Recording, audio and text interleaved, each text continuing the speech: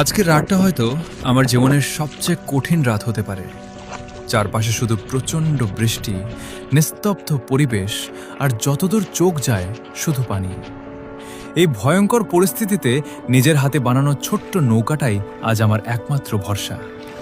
সঙ্গে আছে শুধু আমার দুই বিশ্বস্ত সঙ্গী, আমার দুইটা কুকুর।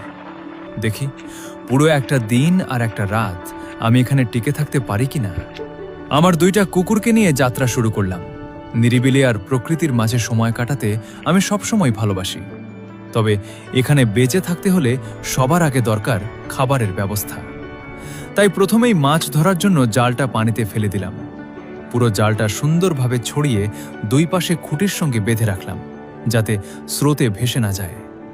এরপর নৌকা থেকে নেমে শুকনো জায়গায় গেলাম কিছু খড়কুটো আর শুকনো ডালপালা সংগ্রহ করতে, কারণ রান্না করার জন্য এগুলোই হবে আমার জ্বালানি।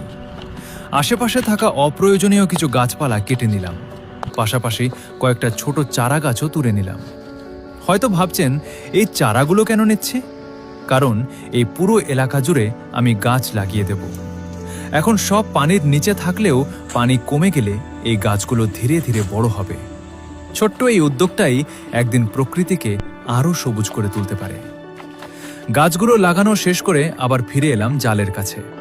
জাল তুলতেই দেখি বেশ কয়েকটা মাছ ধরা পড়েছে। এটা দেখে সত্যিই অনেক ভালো লাগলো। অন্তত আজকের রাতের খাবারের চিন্তা আর করতে হবে না। মাছগুলো জাল থেকে খুলে ভালোভাবে পরিষ্কার করে নিলাম। তারপর আগে থেকে নিয়ে আসা খড়কুটোগুলো ছোট ছোট করে কেটে আমার ছোট্ট চুলায় সাজিয়ে রাখলাম। চারপাশে বৃষ্টি হলেও ধৈর্য ধরে আগুন জ্বালিয়ে ফেললাম। চুলার ওপর পানি গরম হতে দিলাম।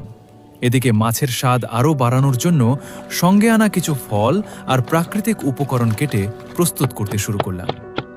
দেখতে দেখতে সন্ধ্যা নেমে এলো, চারপাশ আরও নীরব হয়ে গেল। এবার রান্না শুরু করলাম। প্রথমে মাছগুলো হালকা করে ভেজে নিলাম, তারপর প্রয়োজনীয় মশলা দিয়ে ধীরে ধীরে রান্না করলাম। কিছুক্ষণ পর রান্না শেষ হলো। সারাদিনের পরিশ্রমের পর গরম গরম সেই খাবারের স্বাদ সত্যিই অন্যরকম ছিল। আমার সঙ্গে আমার দুটা কুকুরও পেট ভরে খেয়ে নিল। কাজ করতে করতে কখন যে পুরো দিনটা শেষ হয়ে গেল বুঝতেই পারলাম না।